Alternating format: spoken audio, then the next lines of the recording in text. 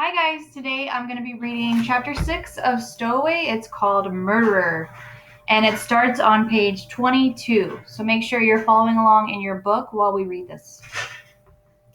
Ziba and Carlita had fallen asleep in the tower, curled into a corner on the floor, protected from the wind.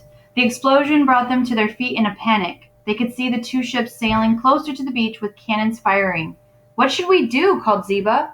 "Where is Senor Sola? Where did our fathers go?" I don't know, Carlito said. As the boys looked out over the bay, their horror increased. While cannons continued to blast, the Santa Rosa lowered 5 boats filled with pirates and Sandwich Islanders wearing only loincloths. In moments, they splashed ashore and ran up the beach, shouting and waving knives. The Islanders carried spears. "They're coming! Get down!" said Carlito. Pulling his friend to the floor, they peered through a small rain spout. The Spaniards returned fire. Cannons from both sides filled the air with smoke, and the noise was deafening. Page 23.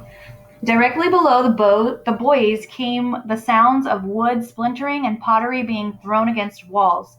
Loud voices cursed. Carlito grabbed Ziba's arm and motioned him to be silent. They pressed themselves into the corner and dared not look down the ladder.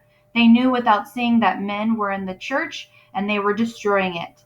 Someone screamed that the Santa Rosa had been hit, which drew the buccaneers out of the church and down to the beach. Carlito peeked over the tower ledge to see flames on the ship's deck. A mast snapped in two and the spars torn through rigging. There was a gaping hole just above the waterline. "Bravo!" cried Ziba. As 2 cutters began rowing back to the ship, Carlito stood up and also cried, "Bravo!" But his cheer immediately turned to panic. 6 boats from the Black Frigate were almost to Punta Peños. Dozens of Marines and more Sandwich Islanders were about to land. Was Ensign Estrada still there with his cannons? Carlito wondered. Did the fishermen know what to do? Carlito's throat tightened. "Papa, could it be that Papa had gone with Estrada?" "We must hurry," he said as he urged Ziba down the wobbly ladder, spyglasses tucked into their waistband. "Our fathers need us." Carlito knew in his heart that 2 boys could not fight so many pirates, but still, they ran until they reached the cliff. Page 24.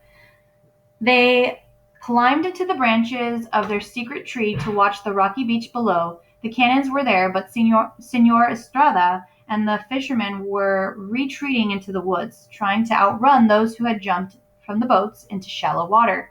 An officer wearing a bicorn hat and dress coat raised a musket and fired. One of the fishermen threw his arms in the air and then fell to the sand. Another shot hit a man in the shoulder, but he kept running. Carlito wrapped himself around a branch so he could look through his glass without falling. His eye caught the blue collar of the officer's coat and his long red hair, which was tied back with string. The coat disappeared behind a bluff, so Carlito turned to the beach. A small wave washed over the man's legs, then out again.